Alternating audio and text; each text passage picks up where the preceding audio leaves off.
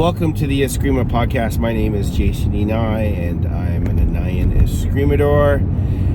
Today I want to talk about depth in curriculum or depth in the art. But first, I need to do the YouTube thing or podcast thing or whatever it is. I need you to like, I need you to comment, I need you to subscribe. Help me beat those algorithms.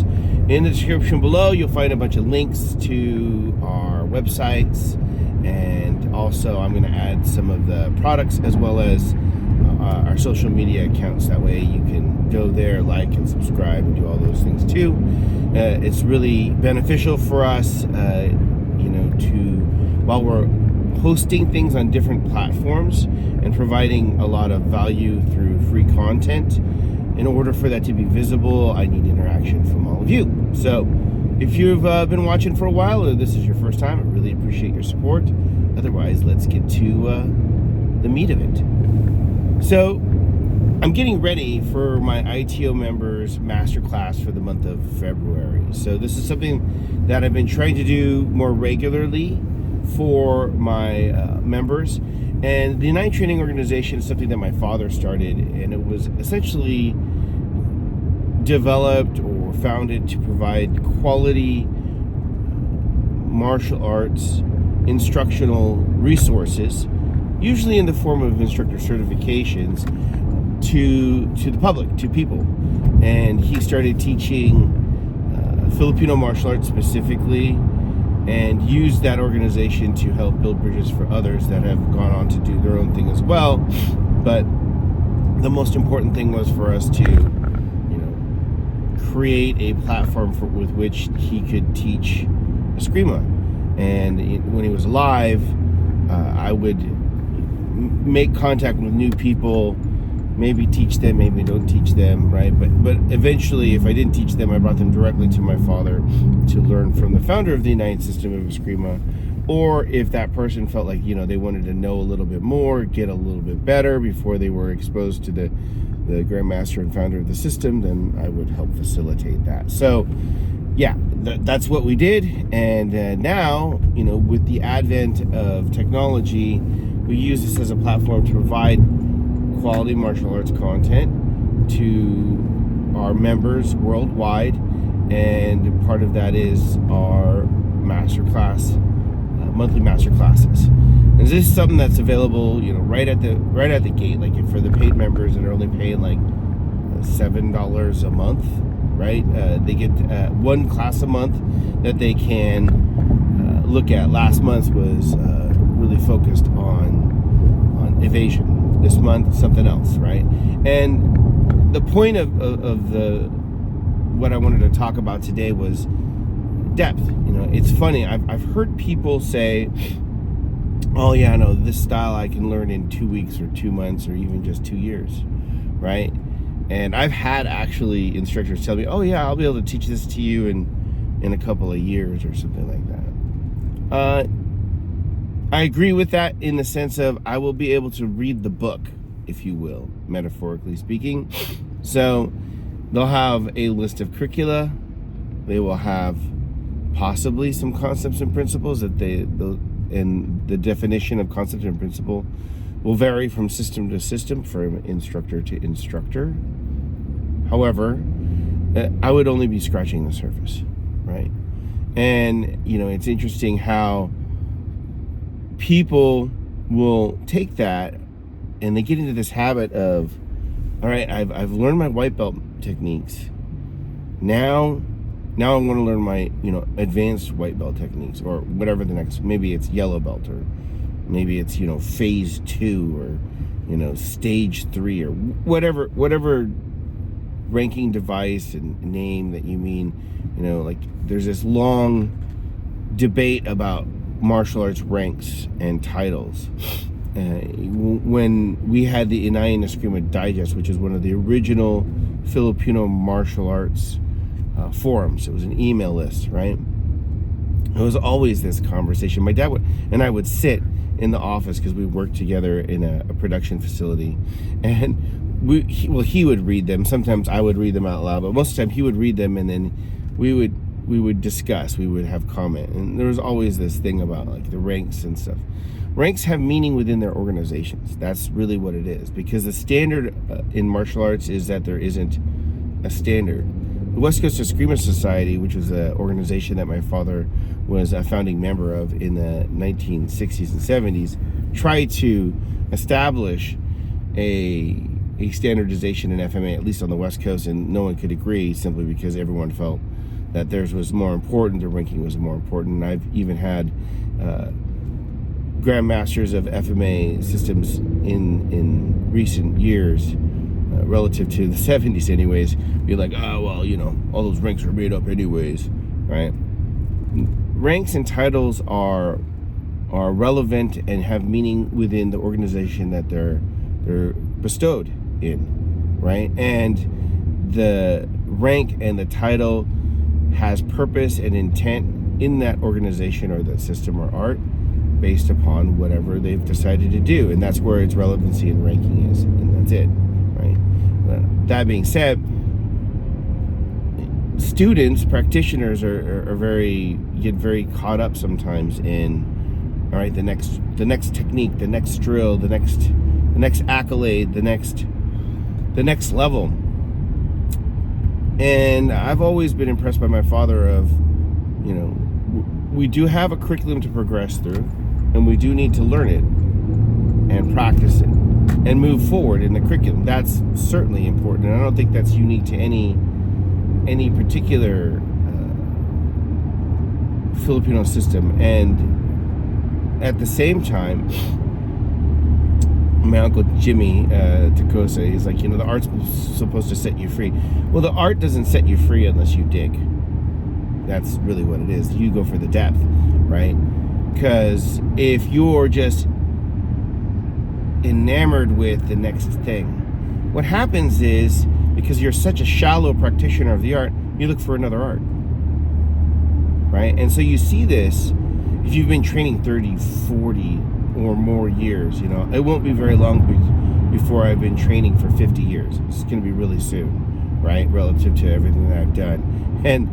And I've seen this after about my 30th year of training, where people are just like, oh yeah, you know, I did this. It's not very different than the guy you meet at the you know, like your friends and family cocktail party, Christmas party, whatever, or work engagement thing where you're doing your day job thing, and you know, it comes out that you're doing martial arts, and then someone says, well, I got a black belt, and I'm like, oh really, that's exciting. What did you do that in?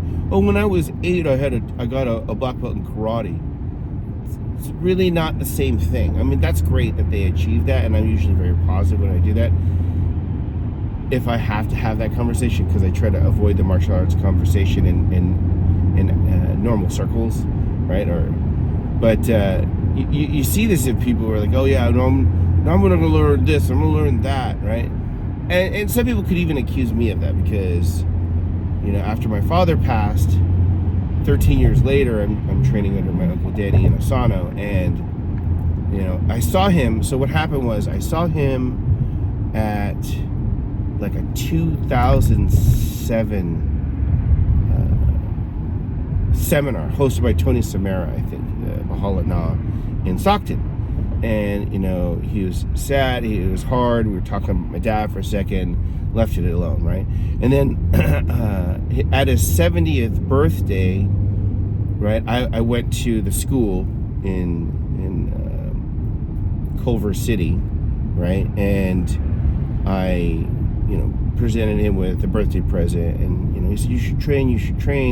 And then shortly after that, I attended another Stockton seminar, I think maybe 2012, and he was like, you should come, you know a lot, but you'll have fun, and you should come. And honestly, it's not good for anybody to not have a teacher, right? And then when you do have a teacher, you do whatever that teacher says. That's the old way. If you're going to be traditional, if you're going to be truly traditional, it's the old way. The old way is teacher say, student do, without question. That's what I do with my father. That's what I do with my Uncle Danny now, to a greater or lesser degree. Same thing I do with my my Moro Kali teacher, Ata, is, you know, the teacher tells you, you know, what to do, and you follow. And so some people could accuse me of like training other styles just because I'm searching for something. I'm really not. It's just good to have. It's good to be a student. It's good to put someone above you, right? And to listen to them and to use them as a guide or a compass or a ruler to keep you clear with your own crap. That's probably the best way to put it. Like, the danger of being successful in anything is you get full of yourself. That's the danger, right? And I don't care if it's Israel Regardie telling you that, or if it's Nietzsche telling you that, or if it's Bruce Lee saying that, or anything like that. It's just me. Like take it for what it's worth for you. Wherever you are in training, if you're in my organization, awesome. You know how to reach me, but whoever your teacher is, it's good for you to have someone who's your teacher who's going to be like, yeah, don't do that. It's good. It's okay to have limits. Those limits help guide you. And like for my father, and I follow the same pattern. Like he had people that I could learn from and people I couldn't, and he had rules about if he said don't learn from that person anymore, I would stop. And he would caution me. The reason why people rank you, the reason why people try to put you and elevate you when you've only been training with them for a little bit of years or something like that, right? Or not even that much. You don't have I have students that I've been teaching for 30 years. They've been involved with my family for 40 years, right? So just take it with a grain of salt, it's good to have that right there. And so I'm not seeking new rank and stuff, but and in fact I resisted, with my Uncle Danny and my Aunt Paula. They're like, you're gonna do jujitsu, and I'm like, nah, not so much. Really, no, not interested. I mean, it's just not my thing. And here I am, a brown belt now in Brazilian Jiu-Jitsu, because they told me to, because I realized as we were going through this, and I'm like, yeah, I don't really want to do that. And I'm like, wait, Jason, if this was Dad, what would you do?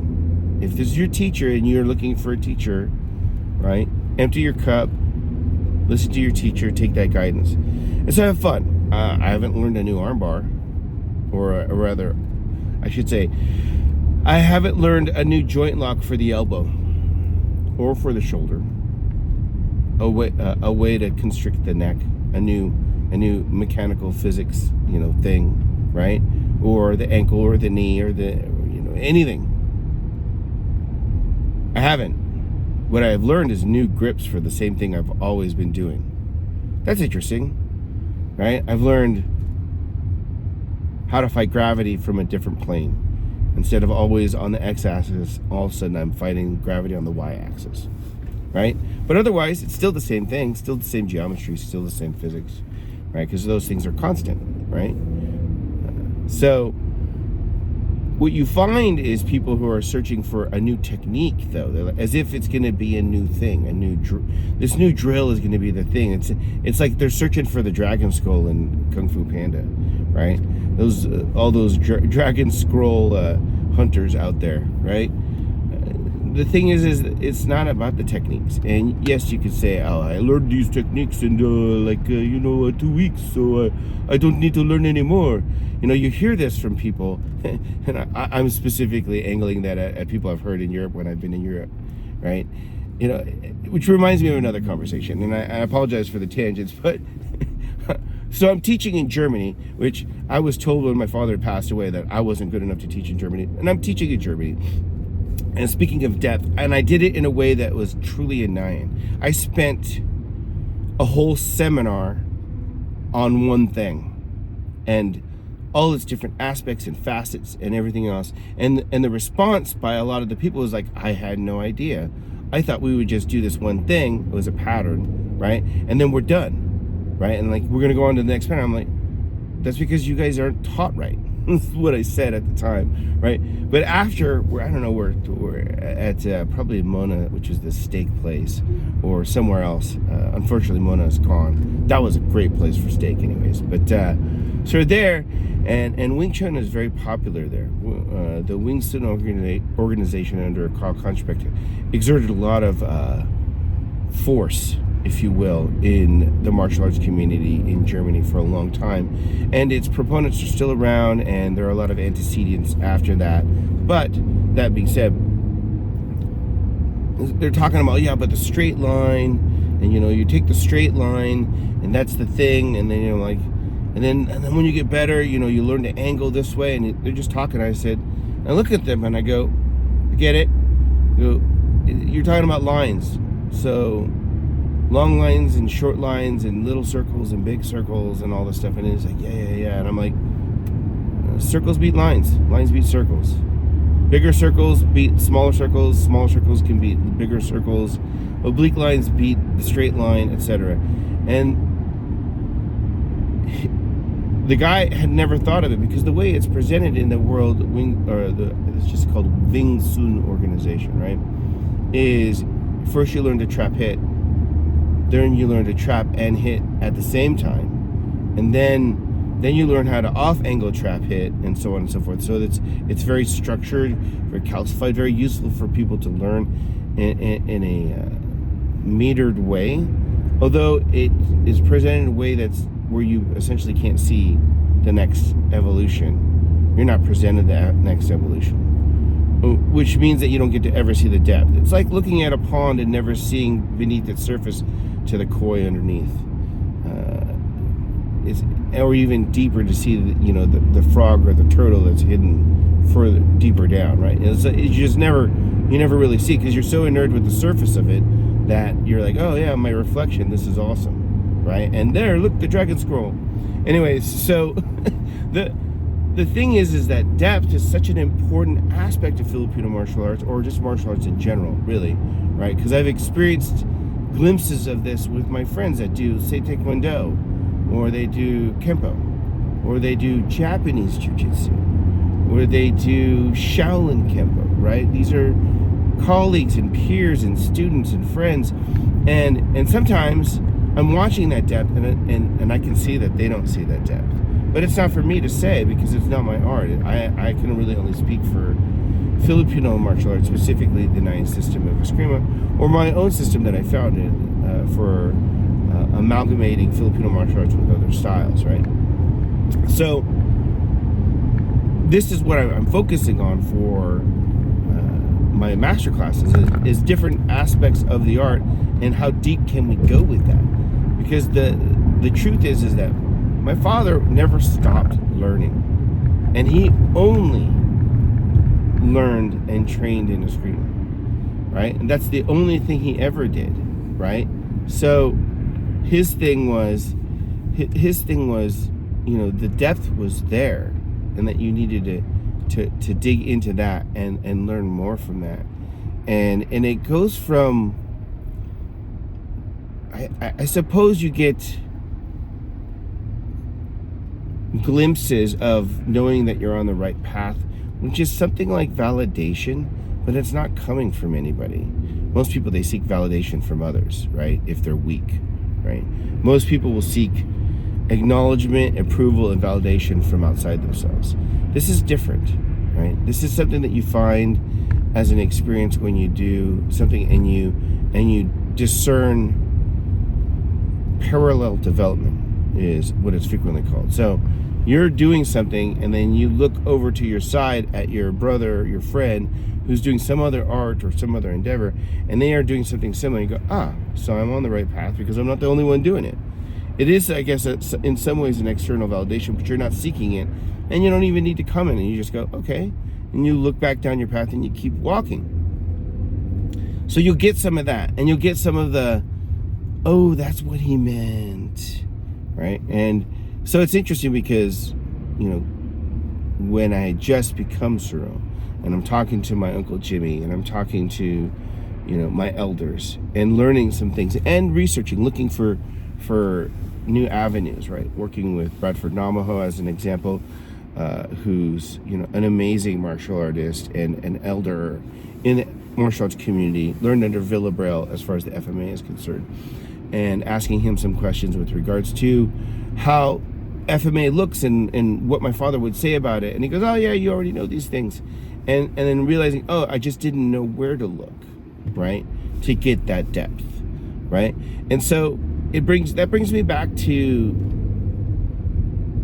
teaching titles. Sensei is an amazing teaching title, and it's an important one not from the point of view of its position, but what it means. Sensei essentially means the one who knows the way, the one who will guide you, right? And as a teacher, that's what you're supposed to do. But the art, if it's set up right and you continue to train it, has its own milestones. It continues to guide you, right? Just as guru, the Sanskrit for guru, I think is, I think it goes darkness and then light or something like that, which is to mean to bring you from out of the darkness into the light, which is to mean to enlighten you or to give you knowledge, right? It's just a metaphor for taking you out of the unknown and into the known, if you will, right? Discovering and exposing knowledge, which ultimately the translation that I prefer is he who uplifts, or they who uplift. They uplift you into the light, right? So your art, your system, your instructor should be set up in such a way that they bring you up, right? And then the continuation of that would be my Uncle Jimmy saying, to set you free, right? To set you free. And so, but that's got to be a careful process. It can't be something that's shallow, obviously. It can't be something that's confining. And that's probably the best way to put that, right? You should be able to break out of that system and do other things. And so that's a very difficult balance for teachers, and it's very difficult for students to find. But that depth is there and should be exposed as you become better. It shouldn't be about you learning a new technique or drill, right? I understand that the argument of, I want to grow. And everybody should. However, growth isn't something that you necessarily find outside. And in fact, generally speaking, when you get to 15, 20 years of training, as an adult especially, if we're just talking about objective experience, right? Your body has probably articulated every articulation that it's capable of. And the ones that you haven't, you've seen. So subjectively, you've experienced everything that you can, that your body can do. And then how you use those articulations, like, waving your hand this way or that way, or, extending your hand this way, right? Or this way, or however it is that you're going to do it, right? And how you use that will depend upon the art that you use, that you've learned. Which is, the art or the system is a framework of perspective, right? So that you can see the rest of the world. It's your way out of Plato's cave, if you will, right?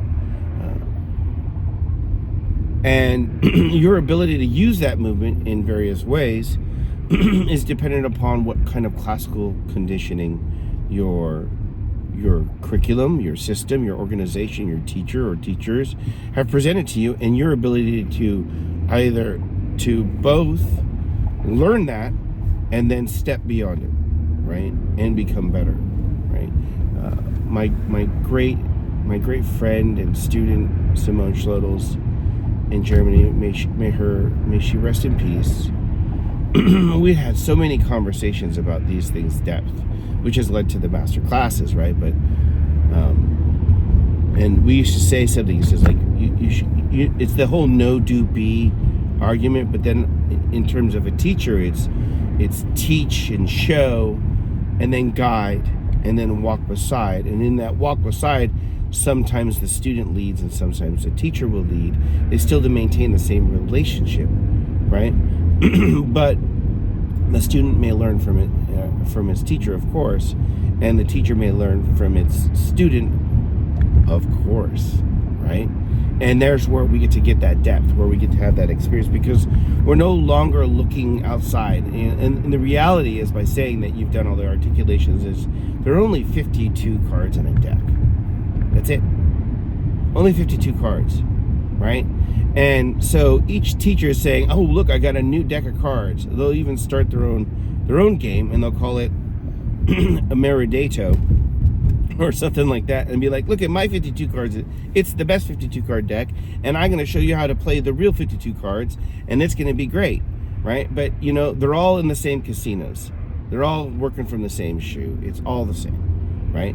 What's interesting is when you move away from something that's statistically, you know, like, I know these things, to something subjective, which is what art is, in which case, why poker, as an example, in comparison to, say, blackjack, is such a much more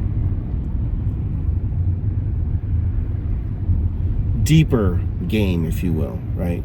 So, in the same sense, right, when you're learning your martial art, whatever it is, and I hope that you're training in the Nine Training Organization, because obviously I desire to spread the Nine system of Eskrima and the Nine method of martial arts in our organization. But any organization that you're in, look at the depth, right? Have you walked the path of, you know, in the beginning, this is a whole Bruce Lee thing.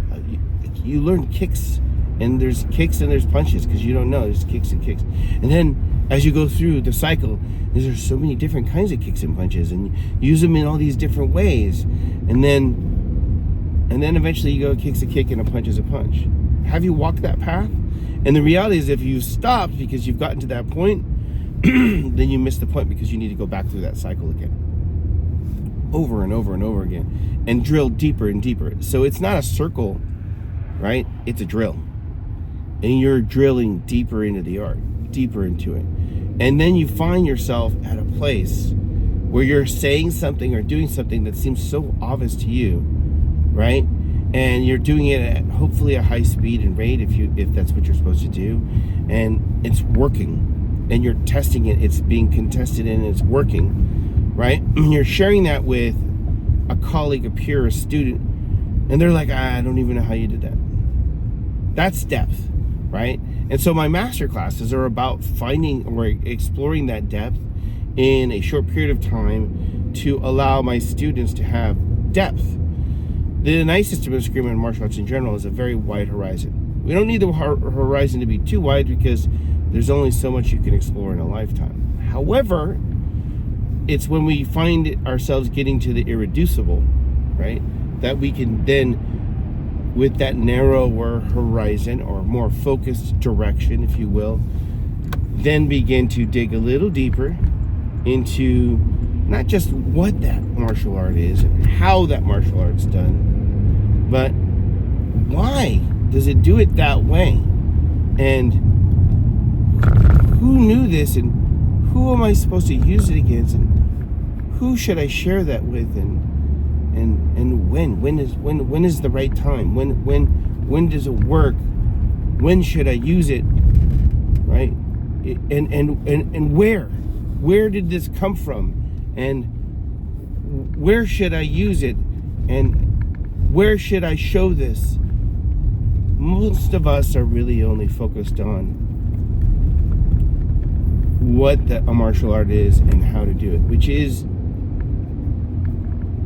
not even, it's just the front cover.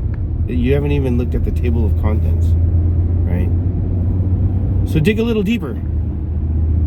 I'm excited for the masterclass next month, and I'm going to dig a little deeper. And I'm going to turn the next page, and the next, and the next, and the next. And I'm going to reread that book again and again, because if anybody listening to this or watching this has read a book more than once or twice, knows that there's just a little bit more that you get each time you go a little deeper, right? And while it's nice to have a new book because that's novel and fun, if you're here to really master something, you'll have to turn the pages a lot more often. I'll see you on the training floor.